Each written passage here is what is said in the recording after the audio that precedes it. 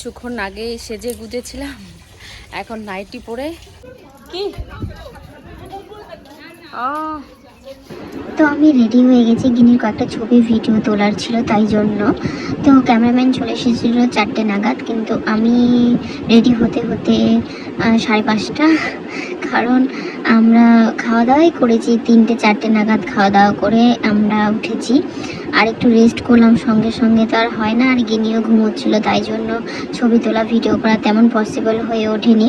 কয়েকটাই শুধু ছবি ভিডিও নিতে পেরেছি। কিছু করার নেই, জন্মদিনের দিন এত ব্যস্ততার মধ্যে আমরা থাকি সবাই, সেটা বলে বোঝানো যাবে না। যাদের বাড়িতে অনুষ্ঠান হয় তারাই একমাত্র বোঝে। আর এগুলো দুপুরের খাওয়ার ছিল, ডাল ভাত, মিক্স সবজি, আলু ঝুরি ভাজা এসব। আর এখানে দেখতে পাচ্ছ এই যে ক্যামেরাম্যান ছবি তুলছে, কয়েকটা ভিডিও করছে। আর গিনি তখন ভালোই ছিল, সুস্থই ছিল।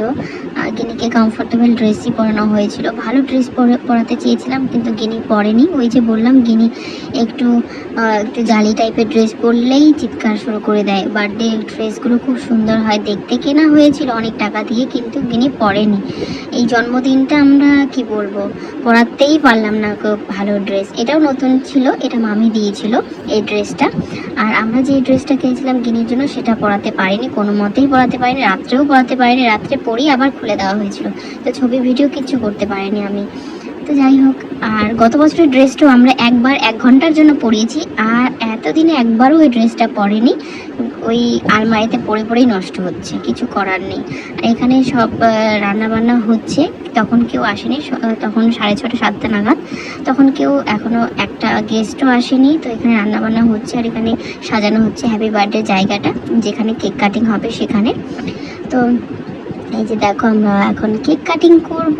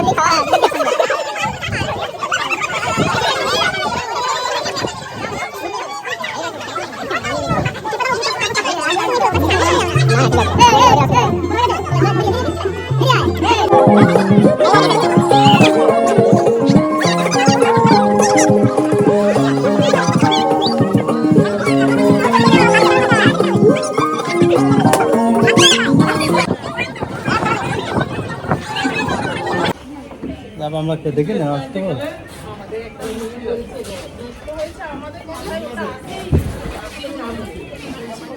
কি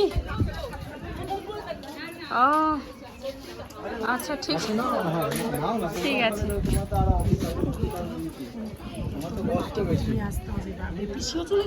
না, আমার মা এখানে আছে।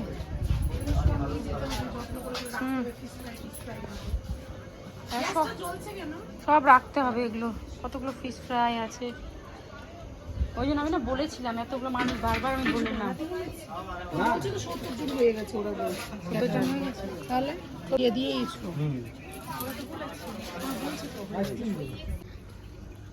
এখন বাজে রাত 2টো। পুরো ছাদটা জল দিয়ে, সার্ফ জল দিয়ে পরিষ্কার করলাম। পরিষ্কার করে এই সাইডের ছাদটা করছি, কমপ্লিট হয়নি এখনো। এই জায়গাটা সার্ফ জল দেবো, এখনো শুধু জল ঢেলেছি। এখন বাজে 2টো, সব গোছানো কমপ্লিট। আর দাদা আর আমার বর নোংরা ফেলতে গেছে।